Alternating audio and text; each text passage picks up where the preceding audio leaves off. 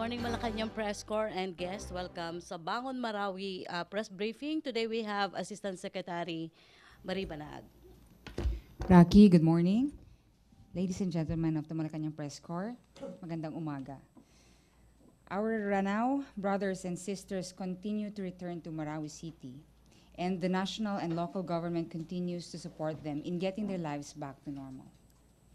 In this light, we would like to show everyone a video of Marawi City Mayor Majul Gandamra, a reminder that we all have to band together in making these recovery efforts fruitful for our fellow Filipinos.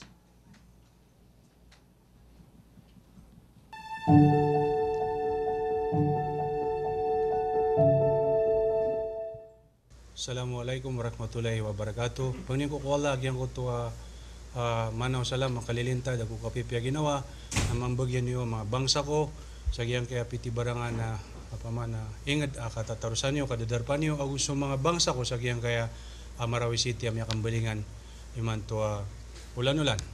Ito pong pagbabalik natin dito sa Marawi City ay ginagawa po natin ito gradually dahil nais po natin na ibalik sa normal na ating ang situation dito sa Marawi City, and that gusto natin i-restore lahat ng mga vital establishment nang sa ganon ang inyong pag-uwi dito sa Marawi City ay nasa ayos at makakapagsimula po tayo ng tama.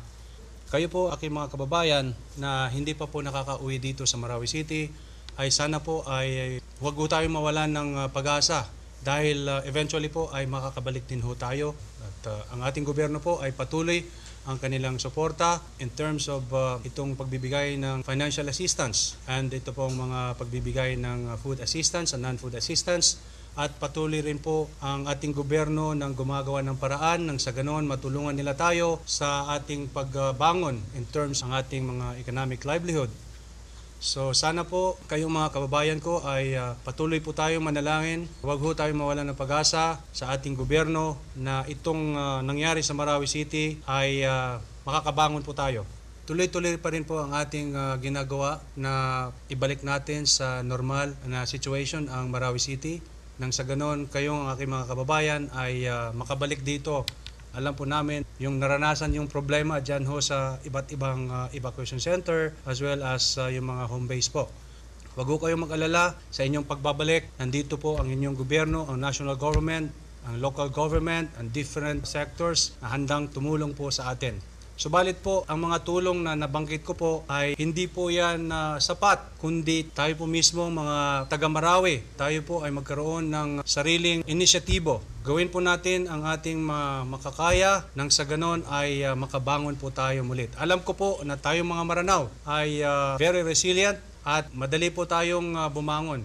Basta po pagtulong-tulungan natin ito at kami po sa local government at ang national government and different sectors ay tulong-tulong po tayo para ibangon ang Marawi City. Maraming salamat po.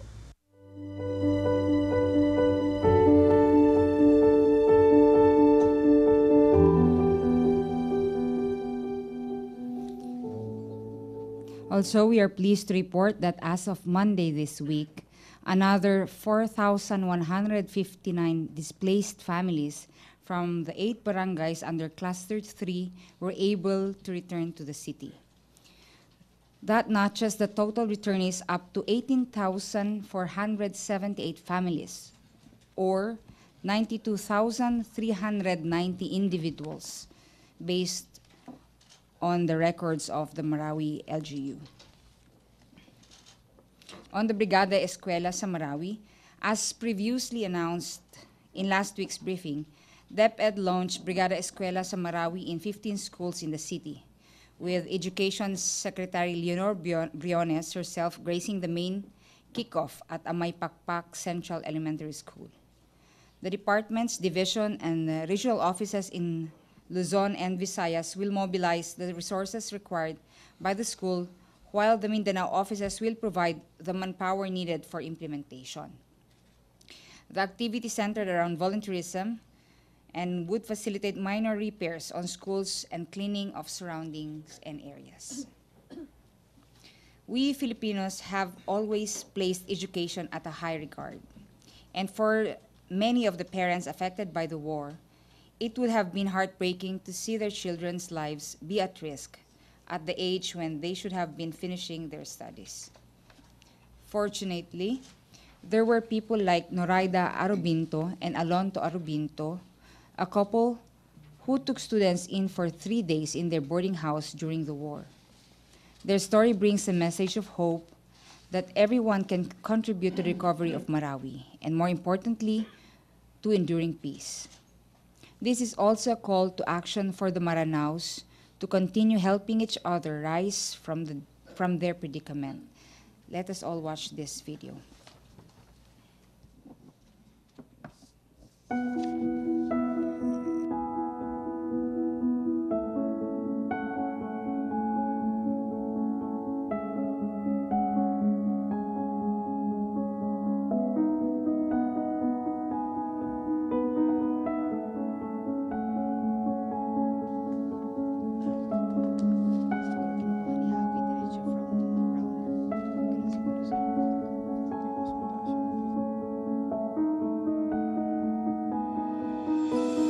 Lahat-lahat na yun during the crisis, kinayanan namin dahil mayroon kaming faith at mayroon kaming tiwala sa sarili na kaya namin dito.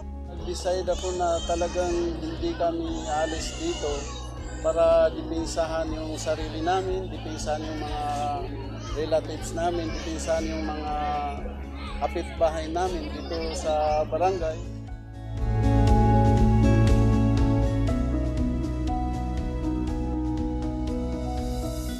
So yun pinaka-importante, no? Education cannot stop. Sa mga teachers, sa mga school head na tulad ko, sana maging matatag kayo. Sa ngayon, kailangan nating maging matatag at maging matapang sa lahat ng gagawin natin sa buhay.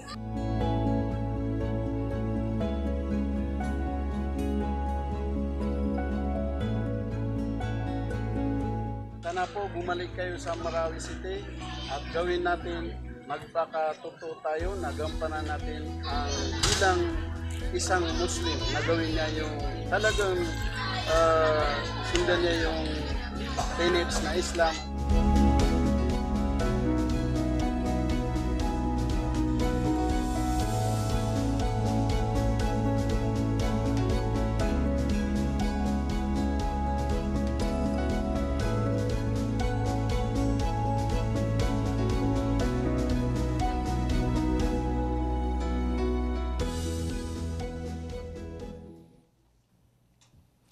At this point, I would like to give the floor to Undersecretary Emmanuel Leico. He is the officer in charge of the Department of Social Welfare and Development, and Assistant Secretary Ave Tolentino III of the Housing and Urban Development Coordinating Council, or the HUDC, and the AFP Public Affairs Chief Marine Colonel Edgar Arevalo for their statements.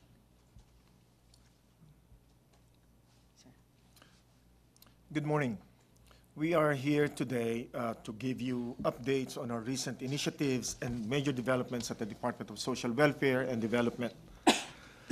In particular, we'd like to inform you of DSWD initiatives in Marawi. Last week, we opened our Marawi Operations Center that will be located in Barangay Tampilong in Marawi City. This shall serve as the nerve center for our operations in Marawi to make sure that the initiatives of the department will match the requirements of the internally displaced persons in the area. We also want to make sure that the rehabilitation and recovery is put in place, whereas our counterpart in the security and physical infrastructure, the HUDC, Housing Urban Development Council, the DSWD will focus on the recovery and reestablishment of human infrastructure in the communities where the IDPs operate. In particular, we'd like to make sure that the people of Marawi are able to recover not just their confidence in themselves, but also their confidence in their communities.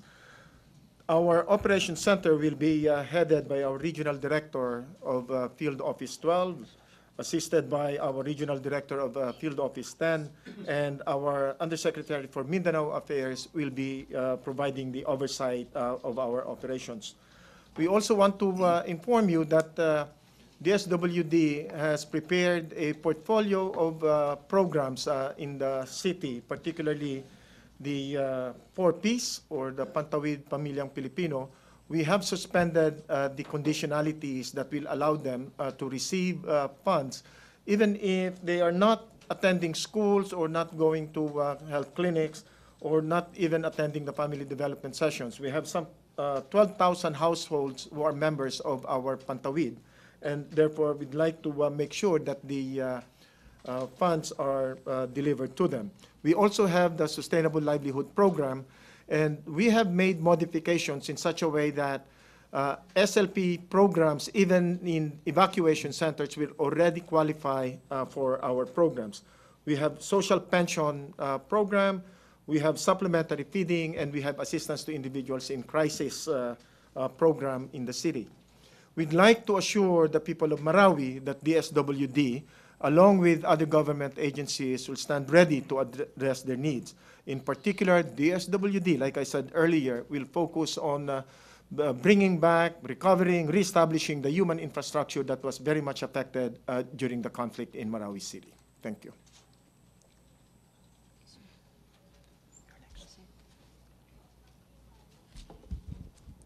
Good morning, MPC. First of all, we'd like to thank you for your continued support in helping us communicate our efforts in Marawi City. No? We will start off with our efforts on peace, on the topic of peace. The OPAP, in partnership with Duyog Marawi, will conduct a solidarity activity for the Marawi IDPs in selected evacuation centers and home-based communities. This will be a 2-day activity in Iligan City. It will be held from 16 to 17 of December 2017. This activity aims to promote the spirit of Christmas, a season of hope, love, peace, and unity for Christians and Muslims alike. It will involve various activities for IDPs, such as attendance to the Misa de Gallo, Salo-Salo, peace education, fun games, caroling, and gift-giving. With regards to the DPWH, as of the moment, the DPWH road clearing operations are ongoing on 5 connecting roads and highways for a total of 37 kilometers. Also, the TFBM chairperson had a dialogue with the business sector in Marawi.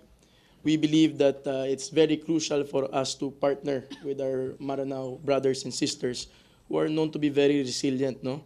And so we feel that in helping them build back their lives, we will be partnering with them. So we had the first business consultative forum. It was held last week, and it was made possible by the Office of the City Mayor and the Bangsamoro Federal Business Council, or BFBCI.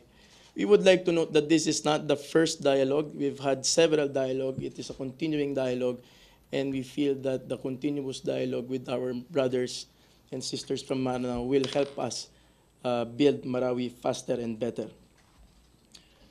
We move on still on the topic of livelihood.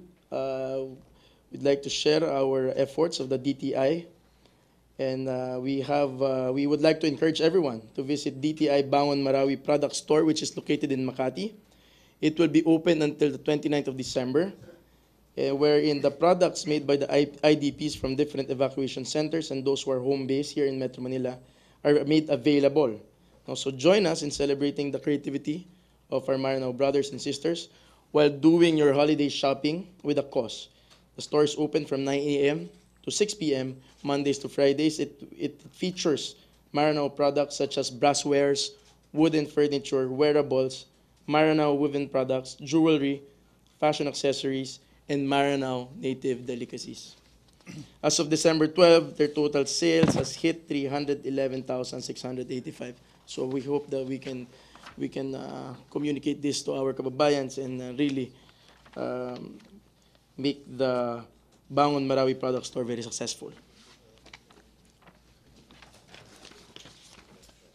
For our hotlines, the IDPs may also direct their queries and points for clarifications to the Marawi LGU's grievance desk and TFBM field office. Shown are their hotlines. No? Grievance Help Desk Hotline of LGU Marawi 0906-552-7985 and TFBM Field Office Hotline 0929-144-9242 or 0995-356-3965. If there will be questions later on, we will gladly receive them. Thank you. Magandang umaga sa ating lahat. Una, bagong lahat, gusto ko po sanang batiin kayo ng isang maligayang Pasko at manigong bagong taon.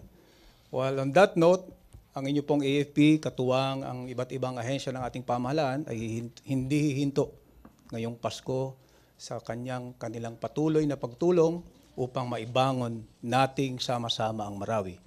Sa ngayon po, ang AFP, pangunahin sa kanyang intervention activities, ay ang pag-clear pa rin ng ating mga barangays, the most affected barangays, from improvised explosive devices at saka unexploded ordnance. Napakahalaga po na maalis muna natin ang mga ito upang siguruhin natin na sa pagbabalik ng ating mga kababayan, hindi na sila mabibiktima ng mga unexploded ordnance at saka IEDs na ito. Kasama po sa ginagawa ng inyong AFP ang tinatawag nating Post-Conflict Needs Assessment na patuloy po nating ginagawa katuwang ibang ahensya ng ating pamahalaan upang alamin higit ano paman ang kakailanganin pa ng ating mga kababayan upang mapabilis ang ating pagbangon sa Marawi. Ang hindi po mas marahil natin gasinong napapansin ay ang operations ng AFP to prevent the terrorist group from further increasing their number dahil patuloy pa rin po silang nagre-recruit ng mga miyembro diyan sa paligid ng Marawi. May mga activities po tayo na isinasagawa upang siguruhin na hindi na sila makapangangalap ng additional members pa at hindi na sila muling makagagawa ng paggambala na kagaya ng ginawa nila sa Marawi sa iba pang bahagi ng ating bansa. Nagpapatuloy po ang ating pakikipagtulungan at pakikipag-alyansa sa iba't ibang ahensya ng ating pamahalaan upang magkatulong-tulong tayo sa ating mga kailangan pang gawin upang ibangon ng Marawi. But of course, the contribution of the AFP specifically is on the matters of availability of equipment, heavy equipment, our combat engineers to assist in the construction and rehabilitation ng Marawi, and of course, yun pong mga kagamitan or equipment and vessels and aircraft na meron po ang Sandatahang Lakas ng Pilipinas na maitutulong upang maipag-transport ang mga construction equipment na ito, and not to mention the security posture, the assurance na gusto nating ibigay at ipagkaloob sa lahat ng gustong makibahagi, sa lahat ng kasalukuyang bumabahagi sa pagbangon sa Marawi upang malaya nilang magampanan ang kanilang kailangang gawin sa pagbabangon ng Marawi. Sa ngayon po, ayon po sa impormasyon na meron tayo from our ground units, ay meron pong subject to the confirmation of course of other agencies of government na meron pong tinatayang mahigit 500 na temporary shelters by months and kung saan tumutulong po ang AFP ng pagko-construct. And then meron na rin po napabalita of course yung the construction ng Bahay Pag-asa kung saan bahagi pa rin po ang AFP. So if there will be any other projects related to this, your armed forces is going to help and intensely participate in ensuring that all these projects geared towards the reconstruction, rehabilitation, and assistance to our brothers in Marawi will be fulfilled very soon. Yun lang muna po, and kung meron po kayong question later. Thank you very much. MPC questions?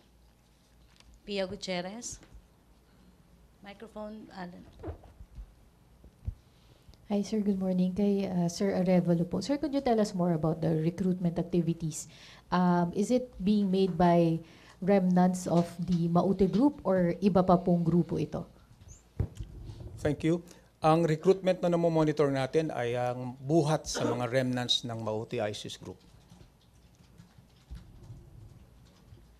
How, particularly, sir, paano po nila is nasagawa itong recruitment activity, and in what area, sir? Is it still inside Marawi City or within yung, or doon po sa mga municipalities near Marawi City? May namomonitor tayo sa municipalities around Marawi, the immediate vicinity of Marawi.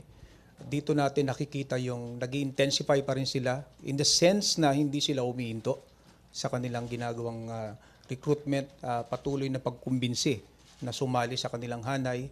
And of course, may mga offer pa rin sila ng financial remunerations kagaya nito. And of course, ang social media ay katuloy pa rin nilang ginagamit sa kanilang recruitment activities. Sir, I'm just wondering, sir, paano sila nakakagawa ng recruitment activities considering na malakas ang military presence doon po sa Marawi and in other municipalities near Marawi, sir? Ang monitoring natin ito ay base doon sa mga nire-report din sa atin ng mga citizen in this locality. So definitely hindi naman openly nila ginagawa ang kanilang pagre-recruit. But what we can say for now is minamomonitor tayong ganitong reports kaya pagpapatuloy ang ating operations upang siguruhin na they will not succeed. Okay, Joseph, I'm sorry. Joseph Morong?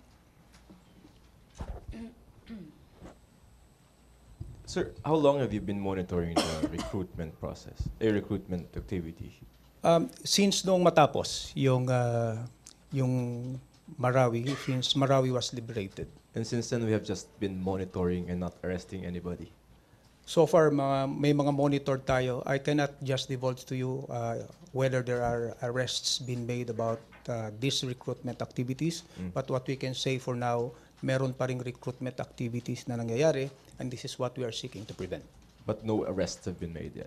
I cannot divulge to you yet kung anong arrests, kung meron parang, wala akong hawak na data right now regarding the arrest, but I can find it out. Because under martial law, that would be easier, right? No more arrest warrants, ongoing rebellion. Yes, provided of course na meron din tayong malinaw na basihan before we can extract or execute any arrests. So remnants meaning we didn't completely wipe out the forces? Remember that the later part, or before the liberation of Marawi, meron pa rin sa kanila na nakapuslit, lalo din sa mga areas, lalo na mga area na hindi pa natin na-discover, yung mga area kung saan sila pwedeng nakapasok at nakalabas. Sir, in the letter of the press, you're saying? Come again? In the letter of the president, there were at least 4 terrorist groups, no, excluding plus NPA, in justification for martial law. What's new there is the Turaifi group. We've been trying to get the background of who are this Turaifi group. Would you have the information now? Sa ngayon, ang informasyon lang na meron ako, meron silang around, sa record natin, ang grupo ni Turaifi, around 22, yung ating identified or kumbaga number na meron tayo sa grupo ni Turaifi. Any complete name of this Turaifi person? Alias Abu Turaifi ang meron ako ngayon. Alias lang, Yes. sir. And who said that he's successor to Isnilon? Well, that is an assessment that he could be the successor of Isnilon Hapilon. Assessment by the military forces, based Yes. on... Based from the information that we have also gathered from the ground. All right. So the basis is not fictional, it is existing. It is of real basis buhat sa ating mga operating units in the field. Thank you, sir. Okay, Ina Andulong, follow-up? Sir, sorry. How successful have their recruitment efforts been? And ano po ang profile so far ng prospect recruits nila? Are they still targeting the youth? Well, pangunahin dyan yung mga kamag-anak. Kasi yun ang mas madali nilang ma-recruit. Of course, ang mga bata, ang mga kabataan, ang kanilang mas nanaising ma-recruit because these are the sectors of our society that could be considered vulnerable. Sila yung mga grupo na napakadaling bilugin ng mga ulo, bigyan ng mga pangako, at sila ang mas madaling yayain na sumama sa kanilang grupo. And sir, you mentioned that they're offering money. Have you also monitored if local officials continue to possibly fund these terrorists? Because previously the president said that local officials were funding them. Wala akong data right now. And last, sir, dun lang Teraki sa 4P suspension. How long, sir, will the suspension of the requirements be, or for the condition? Thank you. Initially, we have suspended it until March of 2018, and we can possibly extend it longer, as long as it is needed. But for now, we'd like to make sure that the help, the assistance is delivered to the 4P's beneficiaries. Thank you, sir. Okay, Sheila, follow up? Sir Arevalo, yes. Follow-up lang po dun sa recruitment. Do you have an estimate kung ilan na po ba yung na-recruit nitong mga terrorist group? Wala po akong hawak na record as of this time. Pero at least nag-double ba yung number nila after the recruitment, after nung Marawi na sinabi? I cannot tell you if they double, but what I can tell you is they are continuing with their recruitment activities, and that what we intensely are working on to prevent them from continuing to recruit these vulnerable sectors of our society. How many are they? Yung mga terrorists po sa Mindanao na minomonitor, how many are they now? Ilan po yung... Mahirap tayong magbigay ng exact na numero ngayon about that, but we can tell you that we can still monitor a number of them na nag-recruit diyan sa area natin sa Mindanao. Okay, Hannah, to be followed by Laila. Morning, sir. Sir Arevalo. Question lang po dun sa arrest order. Maglalabas po ba tayo ng panibagong arrest order ngayong mag-extend ng 1 year yung martial law po? I'm sorry, I'm not be able to answer that kasi hindi po nanggagaling sa AFP ang arrest order. Okay. Any update po doon sa arrest order na nailabas na may nadagdag po ba doon sa naaresto po? Hindi ko rin po hawak yung information tungkol diyan. I'm sorry. Is it possible, sir, na mapasama sa kung maglalabas man na panibagong arrest order ang mga NPA? Hindi rin po tayo ang nagdi-determine ng pag-i-issue ng arrest order. So we'd like to defer the answer to the Department of National Defense. Okay, thank you, sir. Okay, Laila? For Sir Arevalo. Sir, can you tell us how the rebels are using social media to recruit new members, and what are we doing to shut down these channels? Well, ang meron ay mga recruitment videos. I am sure you have also came across this. At yung mga recruitment video na yan, part of what we can do is we could communicate through Facebook, if it's in Facebook, that we could request for the barring of that post, because if it's in the nature of a recruitment of a terrorist group, then that could be a valid ground. Meron na po ba tayong na-request na ipatanggal sa social media? Ngayon, wala akong mabanggit sa iyo na meron na kagad. Ito for Secretary Leco. Sir, are we open to accepting more 4P beneficiaries from Marawi? Kasi yung mga hindi po members noon maaring nawala na rin ng livelihood. So may mechanism pa rin po to accept new members. Yes. Well, in particular, we'd like to push for the livelihood programs to benefit them. And 4Ps, probably if they qualify, they should be evaluated and brought into the program as well. Thank you. Okay, Roscos? Good morning po, Sir Leco. Pwede po kami makakuha ng estimate kung gaano na po ang naitulong ng DSWD sa mga IDPs, kung magkano po? I asked my staff to give you exact data on that, but I can tell you right now that in terms of the projected support coming from DSWD, we have something close to over 800 million that has been disbursed, and they're still in the process of disbursing close to 3 billion pesos to support the affected victims in Marawi area. Yung budget po na ito, ano po particularly yung pinakamalaking pinaglalaanan?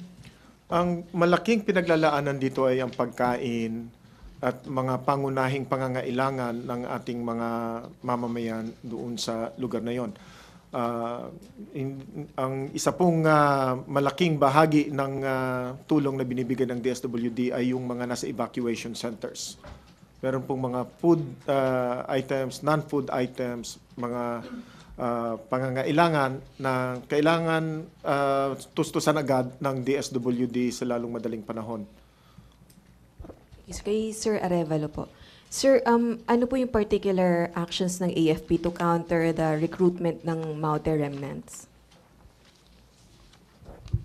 May mga efforts tayo, no? Halimbawa, meron tayong countering violent extremism na mga dialogues with the youth. Meron din tayong mga Youth Leaders Summit. At just recently, na-conclude natin yung educational tour of Muslim youth sa Kuala Lumpur sa Malaysia.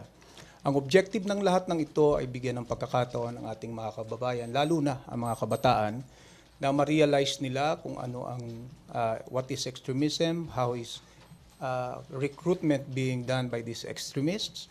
And at the same time, lalong-lalo na itong visit nila sa Kuala Lumpur sa Malaysia, ang objective nito ay dalahin ang ating kabataan buhat sa mga komunidad na Muslim sa ating bansa, particular this time sa Central Mindanao, na may mga bansa na kung saan bagaman iba-iba ang relihiyon, iba-iba ang paniniwala, iba-iba ang estado sa buhay, subalit sila ay malayang nakikapamuhay sa bawat isa, malayang nagagawa ang kanilang mga gawain, at they can prosper together as a nation. So, ang ating iniisip, pagbalik nila sa kanilang komunidad, ito ang kanilang kukwento at maibabahagi sa kanilang kapwa kabataang leader, at ito ang isa nating nakikitang kaparaanan upang masigit nating mapalaganap ang tunay na pagkakaisa, pagtutulong at tinatawag nating fruitful and mutual coexistence. How about, sir, sa idea na instead of them maging bahagi ng terrorist group, may effort din ba to recruit them na maging bahagi ng government security forces?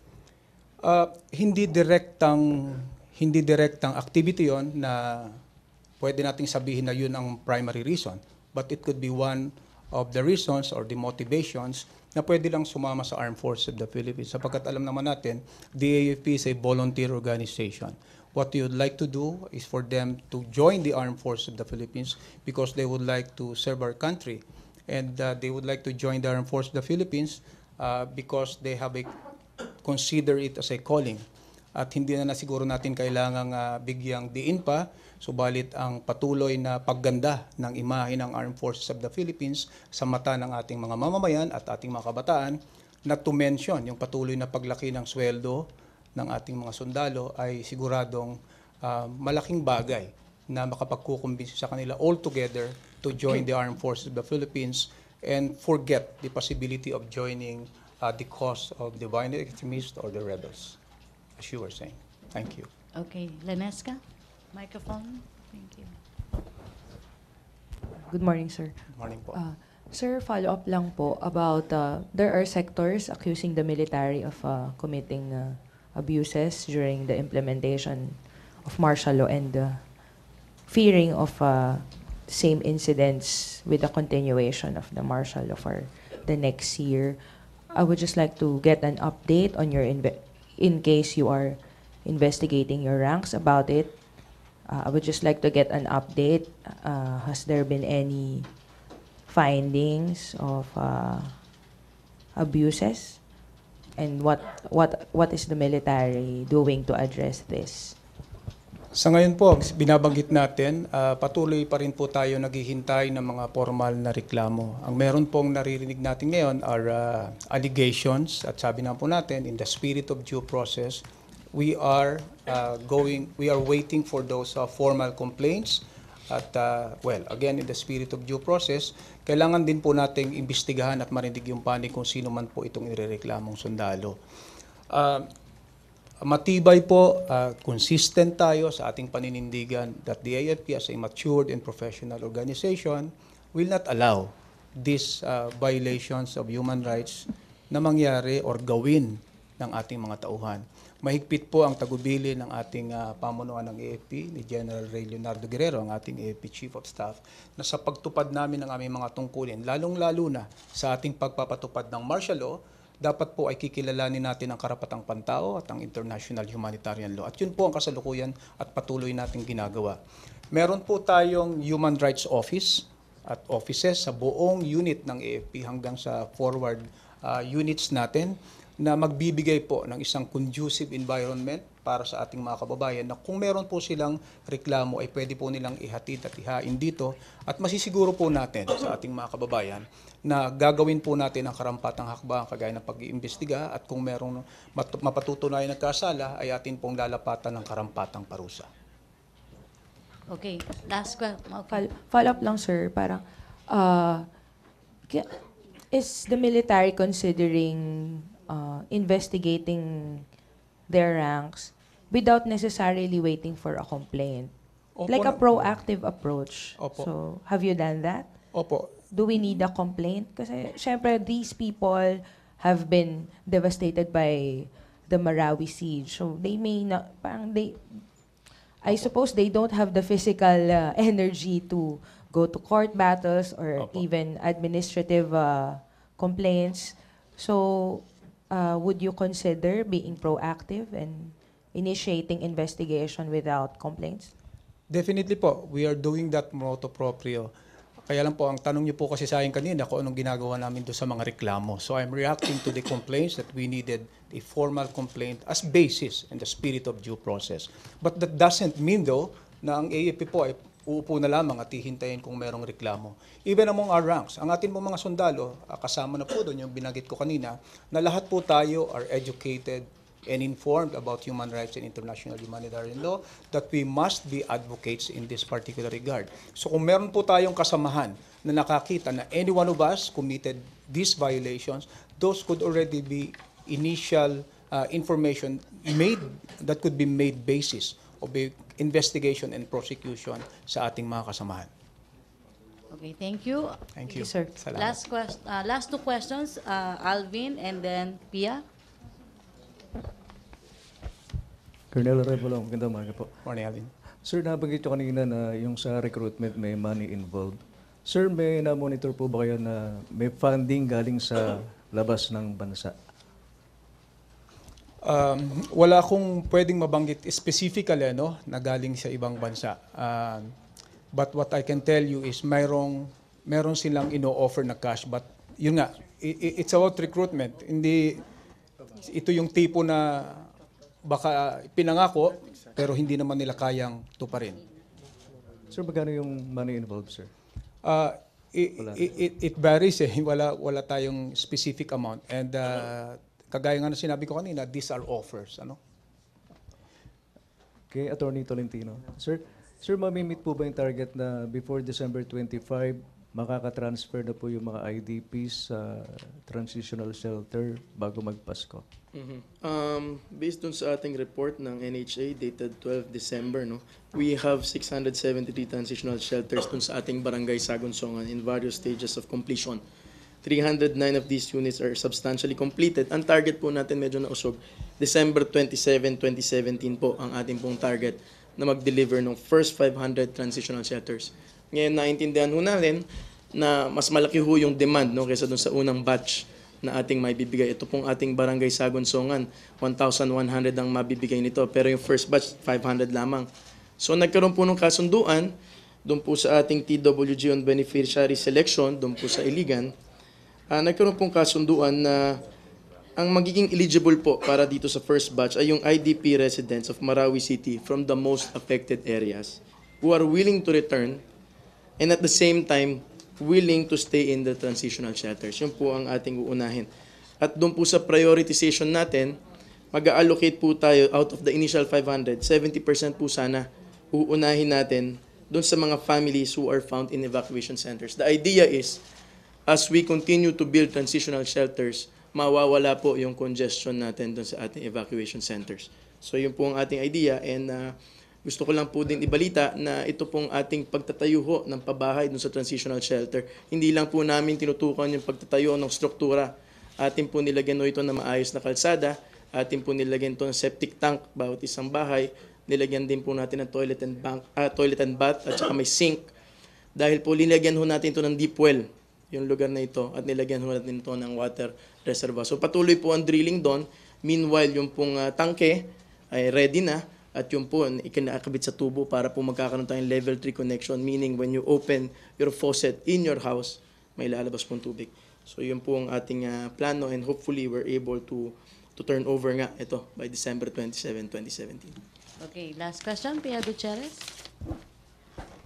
Okay, Sir Arevalo. Sir, base po dun sa recommendation at na binigay niyo sa Presidente, ano po yung kapasidad ng Torayfi Group at yung isa pang binabanggit na DIWM to carry out attacks in Mindanao, sir?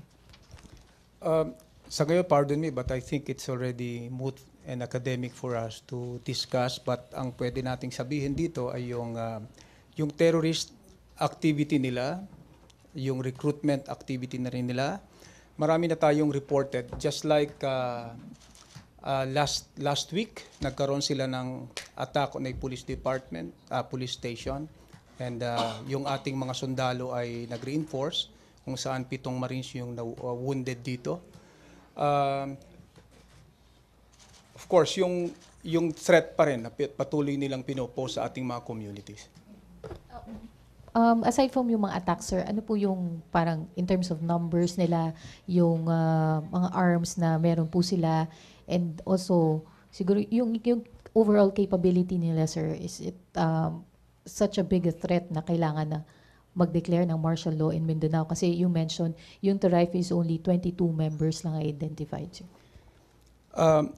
Hindi natin kasi pwedeng ibanggitin yung as basis solely ng martial law yung kay Abu Torayfi. It's a combination of a lot of reasons and justifications. Yun po ang sinasabi ko kanina na it's moot and academic for me to discuss, although sapagkat pinisenta naman po yun sa Kongreso at yun naman po ay kinilala ng ating Kongreso. Now, if you're going to talk and ask me about kay Abu Torayfi, sinasabi po natin, bagaman ganun ang kanyang numero, hindi po kasi natin sila pwedeng i-underestimate dahil ganun lamang kanilang number.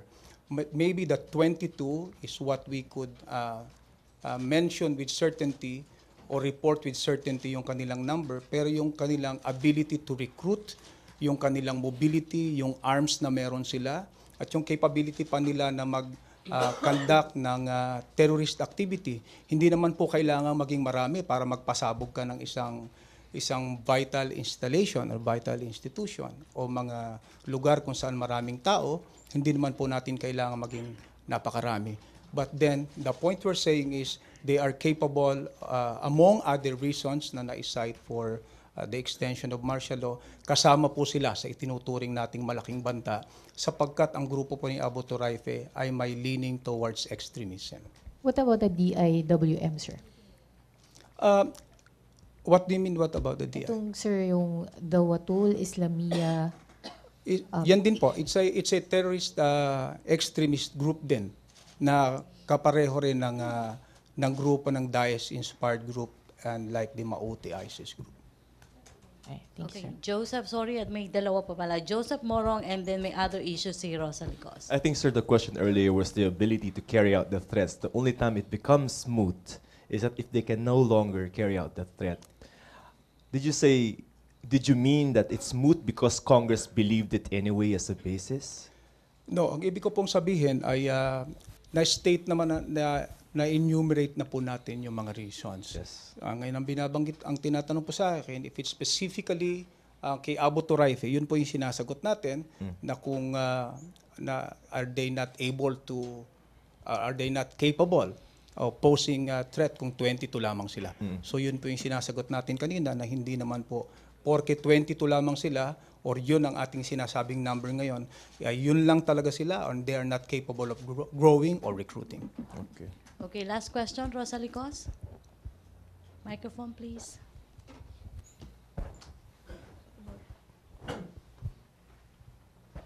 Kay Asek Banaag po, regarding po sa train, may mga grupo po kasi nga kumukontra na sinasabi po nila na yung train po ay merong hindi magandang epekto sa publiko, particularly na sa pagsusulong po ng health ng mga mahihirap na Pilipino dahil nakakonsentrate lang po yun pong makukuha sa train sa transport infrastructure projects but not on health services. Salamat, Rose, but I'd rather leave that to spokesperson Roque to answer. Okay, thank you. Sige, sir. Well, meron po akong isang announcement na gustong banggitin. I'd like to take advantage of this venue para banggitin sa inyo that your Armed Forces of the Philippines will be celebrating its 82nd anniversary. Yan po ay sa December 21. So balit ang atin pong celebration or yun pong occasion for this will be December 20. Kung saan mismo ang ating Commander-in-Chief and President Rodrigo Duterte, siya po ang ating magiging panauhing pandangal.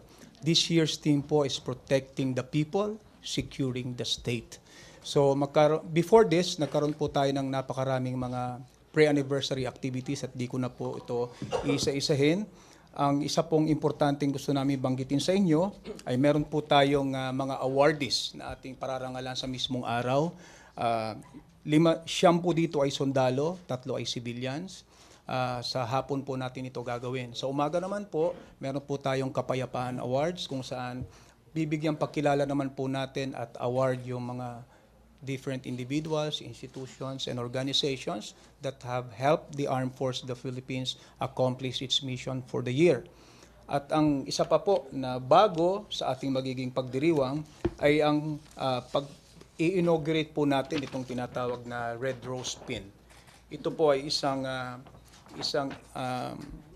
badge na gagamitin po o ipakikilala sa araw na yon kung saan ito po ay isusuot ng lahat ng mga kaanak ng mga namatay na sundalo at ganoon din po yung mga sibilyan na gustong ipakita ang kanilang pagkilala sa ginawang kabayanihan ng ating mga sundalo. Iiwan ko po ito, nandito po ang mga ilang ang kanyang illustration at nandito po yung symbolisms ng bawat part na meron siya.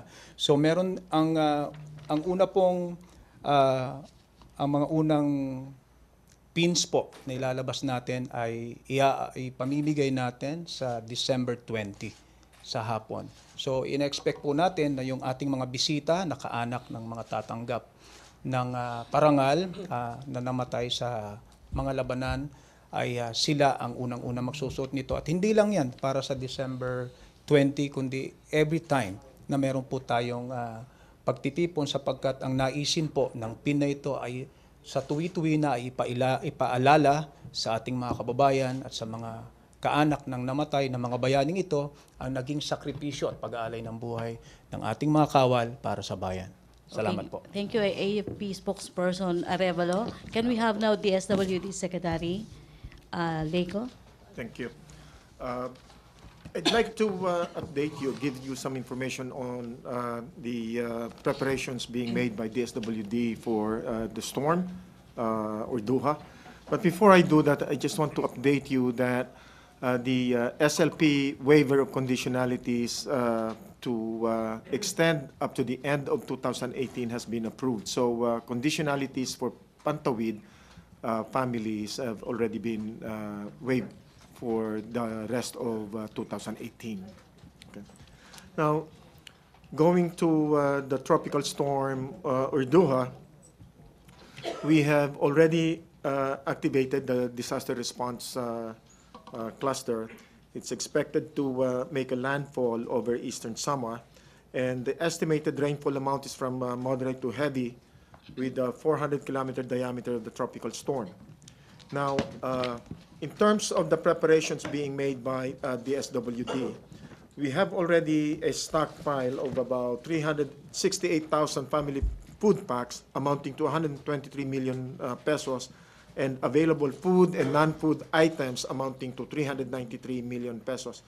We also have a standby fund in the amount of 245 million at the central office and our field offices.